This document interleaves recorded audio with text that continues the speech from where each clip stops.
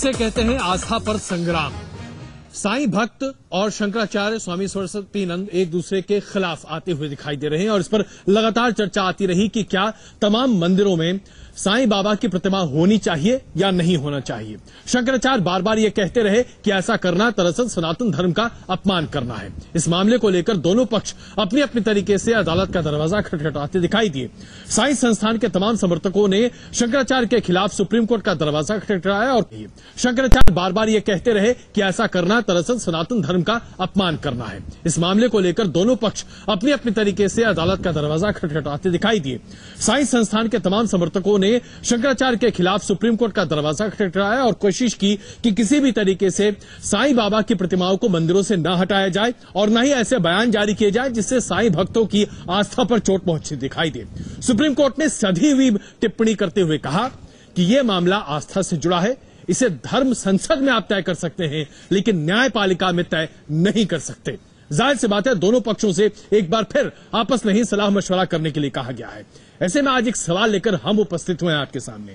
क्या आपकी आस्था के साथ हर कोई खिलवाड़ करता नहीं दिखाई दे रहा है? चाहे साईं संस्थान क्यों ना हो या फिर शंकराचार्य खुद क्यों ना हो, दोनों पक्ष चाहते हैं कि आप उनके ऊपर आस्था बनाए रखें, यानी कि एक तरफ साईं बाबा पर आस्था बनाए रखें, दूसरी तरफ शंकराचार्य जी के कहने के अनुसार सनातन धर्म पर आस्था बनाए रखें। लेकिन आस्था का प्रतीक क्या है? चढ़ावा। तो ये पूरी की पूरी राजनीति सिर्फ चढ़ावा की राजनीति है और कहीं आपकी आस्था से खिलवाड़ तो नहीं हो रहा? यही सवाल लेकर आज हम उपस्थित हुए हैं। सबसे पहले रिपोर्ट, चर्चा उसके बाद। साईं बनाम शंकराचार्य विवाद में सुप्रीम कोर्ट ने दखल देने से इनकार कर दिया है।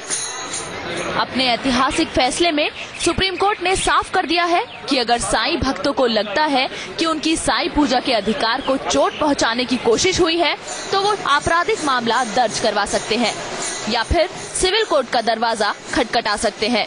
सुप्रीम कोर्ट ने अपने ऑब्जर्वेशन में ये कहा कि हिंदुस्तान में किसी भी आदमी को किसी की भी पूजा करने का अधिकार है और ये अधिकार संविधान ने दिया है, यानी हमारी बात से वो सहमत हो गए। उन्होंने दूसरी बात ये कही कि जिस किसी भी स्टेट में अगर किसी ने साईं बाबा की मूर्ति को हटाया तो प्रॉपर जिसने मूर्ति हटाया उनके खिलाफ आप पहले शिकायत कीजिए। सुप्रीम कोर्ट ने अपना फैसला सुना दिया है, लेकिन इस मुद्दे पर ना तो साईं समर्थक झुकने को तैयार है और ना ही शंकराचार्य के शिष्य। मुकदमे से जुड़े दोनों पक्ष सुप्रीम कोर्ट के फैसले को अपनी जीत के तौर पर पेश कर रहे हैं। सुप्रीम कोर्ट ने जो सवाल किए उन सवालों का जो है साईं ट्रस्ट जो है उनके पास कोई जवाब नहीं था, तो अंत के अंदर सुप्रीम कोर्ट ने कहा कि या तो आप इसको वापस ले लीजिए या इसको खारिज कर दिया जाएगा। और अंततोगत्वा सुप्रीम कोर्ट ने जो है उन्होंने जो साईं ट्रस्ट जिसने याचिका डाली थी ये पिटीशन जो है डिसमिस एज विथड्रॉन जो है हुई। और अंत के अंदर हम तो यही कहेंगे क्योंकि ये मामला बनता ही नहीं था किसी भी सूरत में। साईं भक्ति के खिलाफ झंडा बुलंद करने वाले शंकराचार्य के बयान के बाद कुछ मंदिरों से साईं की मूर्तियां हटाई गई थी, जिसको लेकर साईं भक्तों ने अपना विरोध दर्ज कराया था। साईं ट्रस्ट ने शंकराचार्य के साईं विरोध के खिलाफ सुप्रीम कोर्ट में जनहित याचिका भी दायर की।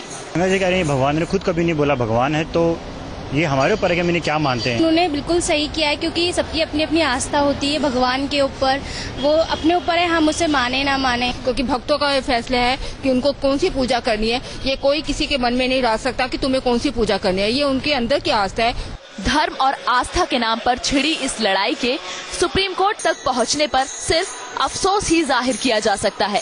साईं पूजा करनी है या नहीं, इसका फैसला कोर्ट की जगह आम लोगों पर ही छोड़ना शायद ज्यादा बेहतर होता। Chhavi Chaudhary, news nation, Delhi. Court ने अपनी तरफ से स्पष्ट कर दिया कि साईं भक्त या फिर शंकराचार्य के बयान दरअसल ये धर्म का मामला है, आस्था का मामला है और आस्था के प्रतीकों पर कम से कम न्यायपालिका में लड़ाई नहीं की जा सकती। और इसे अगर देखा जाए तो हर कोई यही कहता दिखाई दे रहा था जब से ये विवाद शुरू हुआ, आप आपस में तय कर लीजिए, धर्म संसद बुलाइए और वहां पर तय कर लीजिए क्या करना है और क्या नहीं करना है। लेकिन दरअसल कोई ऐसा करता हुआ दिखाई नहीं दे रहा, कोई पक्ष झुकने को तैयार नहीं है। और बड़ा सवाल यहां पर यही खड़ा होता है कि जब कोई झुकने को तैयार नहीं है तो धर्म संगत कैसे हो सकता है? धर्म के अनुसार तो विनम्रता सबसे पहले होनी चाहिए, लेकिन है विनम्रता ही तो नहीं है। आइए आपको दिखाएं शंकराचार्य स्वामी स्वरूपानंद सरस्वती ने इस विवाद को कैसे इतना विकराल रूप दे दिया उन्होंने क्या क्या कहा, पहले एक छोटी उसकी बानगी, उसके बाद चर्चा शुरू करते हैं।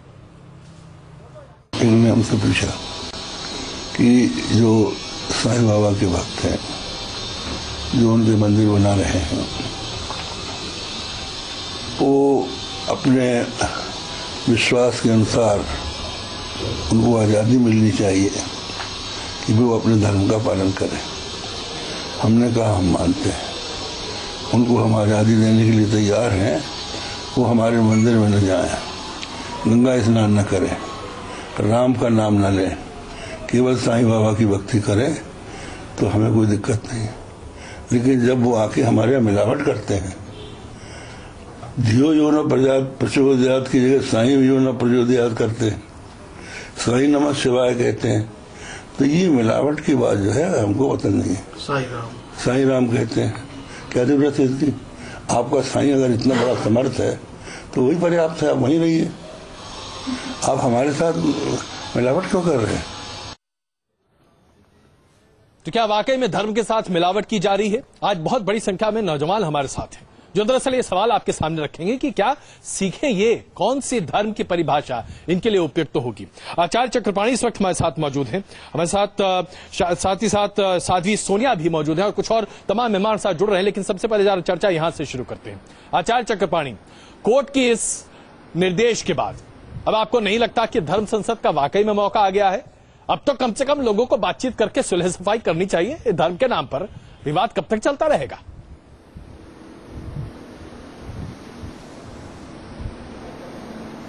आचार्य चक्रपाणी, आप हमारी आवाज सुन पा रहे हैं? ऐसा लगता है कि तो कुछ तकनीकी दिक्कत है, आवाज उन तक नहीं पहुंच रही है। साध्वी सोनिया जी से पूछ लेते हैं। साध्वी सोनिया जी, क्या आपको लगता है कि अब कम से कम यह मौका आ गया है अदालत के इस सख्त निर्देश के बाद, क्या धर्म का मामला धर्म के अखाड़े में तय होना चाहिए? अब तो साथ में बैठकर बात होगी या अभी भी बयानबाजी ही चलती रहेगी? देखिए, हमारे जो धर्म सम्राट है शंकराचार्य जी, उन्होंने तो इस बात की शुरुआत पहले ही की। हमारे यहाँ से ब्रह्म विद्यानंद जी गए थे शंकराचार्य जी के यहाँ से, उन्होंने वहां पर जो है उनको बाकायदा लिखित में दिया था कि आप धर्म सांसद हो रही, आप आइए। साई ट्रस्ट वाले ही लोग नहीं आए, ये उनकी गलती है। अब न आने के बाद, उसके बाद वो शुरू से लेके अब तक वो जो अभद्र व्यवहार करते आ रहे हैं, वो कभी कभी पुतला जला देते हैं, कभी किसी और तरीके से बरगला की कुछ उल्टी सीधी बातें बोल रहे हैं। और आस्था का विषय ये जो आपने आस्था का नाम उछाला है, आप मुझे नहीं, आस्था का नाम नहीं उछाल रहा हूं साध्वी जी। मैं ये पूछना चाहता हूँ कि क्या वालों की नहीं है? नहीं, आस्था का 100 साल का पैदा हुआ, आस्था का विषय नहीं उछाला है। मैं अपने आप को स्पष्ट कर दूं साध्वी जी, देवी देवताओं की आस्था नहीं है। नहीं, एक सेकंड का क्या हुआ साध्वी जी, यहाँ आस्था का नाम उछालने की बात नहीं है। यहाँ आस्था तो है, जिन लोगों को साईं बाबा में आस्था है वो साईं बाबा में है, जिनको तथाकथित तौर पर सनातन धर्म में आस्था है सनातन धर्म में आस्था है। आप एक आस्था को दूसरी आस्था के ऊपर या नीचे नहीं रख सकते। लेकिन सवाल यहाँ पर ये, आपने एक कोशिश की, कोई दोबारा नहीं आया, तो क्या इसका मतलब ये नहीं बनता है? धर्म में तो सबसे पहले ही सिखाया जाता है विनम्रता, सबसे पहला पाठ। तो कहाँ है विनम्रता? हम तो शुरू से अब तक इतनी विनम्रता के साथ चल रहे हैं। हमने कोई साईं का पुतला नहीं जलाया, हमने कोई अभद्रता नहीं की। जी चलिए, तो आप कहती हैं कि आप विनम्र हैं। हमारे साथ इस वक्त एच.एस. रावत जी भी जुड़ चुके हैं, हमारे साथ इस वक्त संजय साईनाथ भी जुड़ चुके हैं और आशु मोंगिया जी भी हमारे साथ जुड़ चुके हैं और वरिष्ठ सुप्रीम कोर्ट के वकील रेखा अग्रवाल जी भी हमारे साथ मौजूद हैं। संजय साईनाथ जी, आपने तो अपने नाम के आगे ही साई लगा रखा है। ये बताइए कि आप लोग अगर वो विनम्रता से शंकराचार्य जी का पक्ष आप लोगों से बातचीत करना चाहता था, तो बातचीत करने में क्या दिक्कत है? माननीय सर्वोच्च न्यायालय ने जी एक बहुत बड़ी नसीहत दी है धर्मगुरुओं को कि किसी भी व्यक्ति की आस्था और श्रद्धा उसका बहुत निजी मसला है। मसलन मेरी पत्नी अगर क्रिश्चियन धर्म से आती हैं और वो संडे को चर्च जाती है, तो मेरा कोई हस्तक्षेप नहीं होगा उसमें, क्योंकि उनकी आस्था है।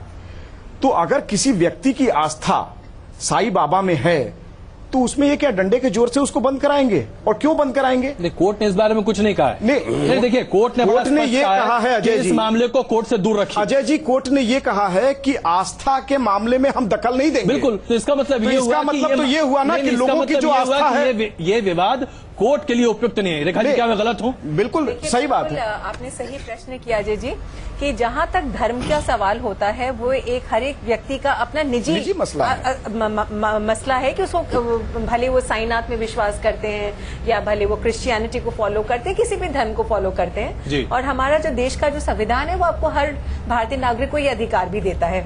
और हमारे कानून के अंदर बहुत और इम्पोर्टेंट मसले हैं जिसके लिए कोर्ट के पास वैसे ही समय नहीं मिलता है कि अगर ऐसे मसले भी कोर्ट के अंदर पहुंचने लग गए तो मुझे लगता है कि एक बहुत ही एक मजाक का विषय रह जाएगा कि कहां हम कोर्ट के अंदर कुछ सीरियस मसलों को डिसाइड करें जहां पे और कॉन्स्टिट्यूशनल मैटर्स होते हैं। इसके बारे में तो कोई, मेरे ख्याल से जहां तक मेरा सवाल है, मैं तो सोचती हूँ कि इसके अंदर कोई डिस्कशन का कोई सवाल ही नहीं उठता है।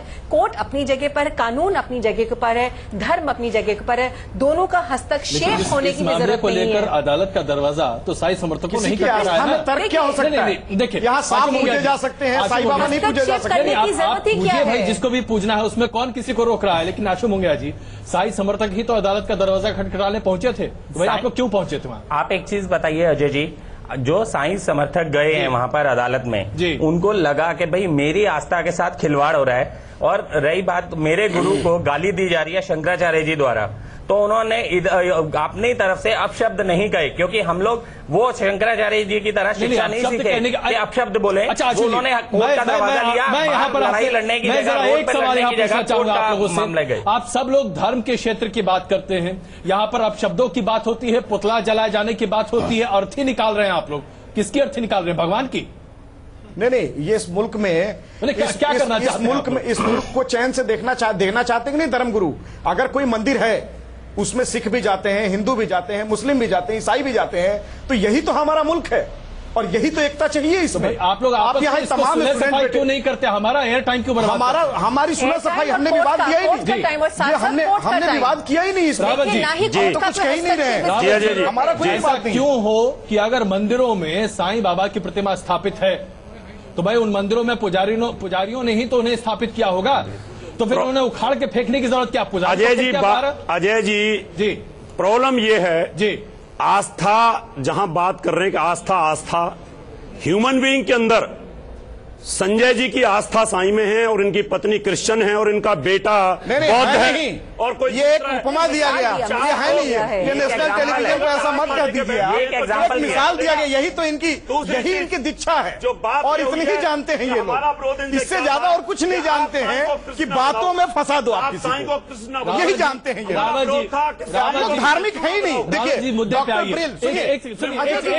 डॉक्टर प्रिल अमेरिका, ये बता दीजिए बस, मैं सिर्फ एक चीज जानना चाहता हूं। अगर कोई मंदिर है जहां पर राम, लक्ष्मण, सीता, शंकर जी और तमाम तरह के तमाम भगवानों की प्रतिमाएं हैं, मैं तमाम तरह के दिया पता चला, इसी पर आपने मानहानि का मुकदमा कर दिया, चलिए। और उसके बाद वहां साईं बाबा की भी प्रतिमा है।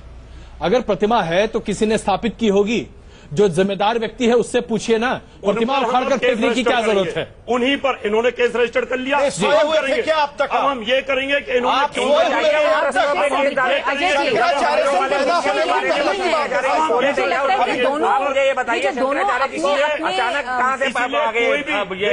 अच्छा चलिए एक रिलीजियस एक्ट के तहत एक सेकंड रेखा जी की बात सुन लीजिए जी। देखिए, मुझे लगता है कि एक पर्सनल निजी विवाद हो रहा है और मुद्दे से सब भटक रहे हैं। दोनों चीजें जो है बिल्कुल अलग है। दोनों चीजें कि जैसे मैं फिर वही बात को कहूंगी कि जो लेफ्ट कह रहे हैं और जो राइट कह रहे हैं, हम दोनों को मिक्सअप नहीं करें।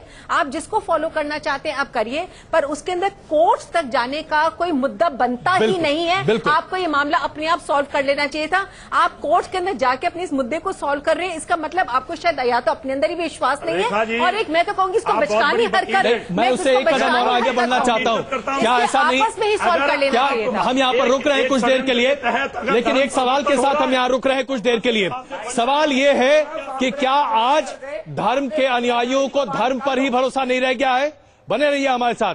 क्या धर्म ही धार्मिक समस्याओं का समाधान नहीं दे सकता? करेंगे इस पर चर्चा, बने रहिए हमारे साथ।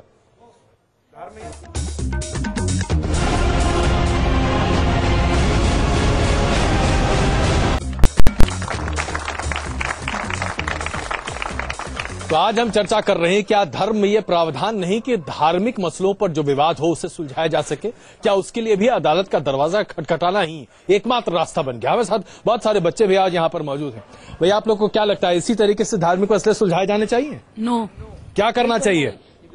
जी आइए, जरा उठ के बोलिए। हमने तो संतों से सीखा था कि वो शांति प्रदान करते हैं, बट यहाँ तो ये सब ऐसे लड़ रहे हैं कि युवाओं को, आपको पता है युवाओं पे इससे क्या प्रभाव पड़ेगा? वो भी लड़ेंगे। धर्म में कभी मत लड़िए, देश प्रगति की राह पर चल रहा है, आप उसमें योगदान दीजिए। बिल्कुल। जी जी आइए, उठिए, बताइए साहब। जी सर, ये मतलब आस्था कभी भी लड़ाई का विषय नहीं है। आस्था हमेशा अपने जिस किसी को भी जिसमें आस्था है वो उसमें रहेगा। और अचानक के शंकराचार्य जी और उनके झंडा बरदारों से मैं ये सवाल पूछता हूँ कि अचानक से कहाँ से इनके मन में सवाल आ रहा है कि साईं को मंदिरों से हटा दिया जाना चाहिए? अभी तक के कहाँ सोए हुए थे? साध्वी सोनिया जी, ये सवाल चलिए हम लोग आपके सामने भी रख देते हैं, क्या कहेंगे आप? बिल्कुल बिल्कुल, मैं बहुत अच्छा लगा कि देश का युवा जो है इसमें पार्टिसिपेट कर रहा है। सब बधाई के पात्र हैं। युवाओं में इतनी जागरूकता होनी चाहिए। और इन प्यारे बच्चों को मैं ये कहना चाहूंगी कि यदि कभी कोई गलती होती है तो देखिए, माँ बाप ही समझाते हैं, या जो आपका बड़ा अथॉरिटी में होता है, जो गार्जियन होता है या टीचर होता है, वही समझाता है। ठीक उसी प्रकार धर्म के अंतर्गत यदि कहीं पर कोई चीज मिस गाइडलाइन में जा रही है या गलत हो रही है तो उसको शंकराचार्य जी के अधिकार क्षेत्र में साध्वी जी सवाल यहाँ पर ये है, गलत क्या है? उन्होंने सही और गलत की इस परिभाषा को तय कौन करेगा? गलत क्या है यहाँ? सही और गलत की परिभाषा ना आप ना हम ना कोई, बल्कि शास्त्र करेंगे, जो युगांतरों से चले आ रहे हैं, जो आपने नहीं लिखा, हमने नहीं लिखा, जो सदियों से चले आ रहे हैं। चक्रपाणी जी, क्या आपको लगता है कि शास्त्र के जरिए ही इसका समाधान निकल सकता है? और अगर ऐसा है तो अब तक शास्त्रार्थ क्यों नहीं हुआ? हमने तो ये कभी नहीं सुना कि शंकराचार्य जी ने कहा कि आइए साईं बाबा के मसले पर शास्त्रार्थ कर लेते हैं। देखिए, एक तो बीच में लोग बोल रहे हैं, मैं आपको बताना चाहता हूं, ये जो लड़ाई पिछले 4-5 महीने से चल रही है अजय जी, पूरी तरह बेतुकी लड़ाई है, इसका कोई सिर पर नहीं है। मैं आपको बताना चाहता हूं, हम कहे जाते कि जाति न पूछे साधु की, यानी साधु की जात मत पूछो, संतों की जात मत पूछो। अब साईं तो साईं है। अब और ये भक्ति जो है निजी मामला होता है, वो किसको भगवान मानता है, किसको गुरु मानता है। लेकिन बड़ी दुर्भाग्य की बात है कि शंकराचार्य परंपरा के आज शंकराचार्य जी पूछते हैं कि साईं किस जाति के हैं, साईं किस धर्म के हैं। इससे बड़ा दुर्भाग्य और कुछ हो नहीं सकता, जबकि संतों की कोई जात नहीं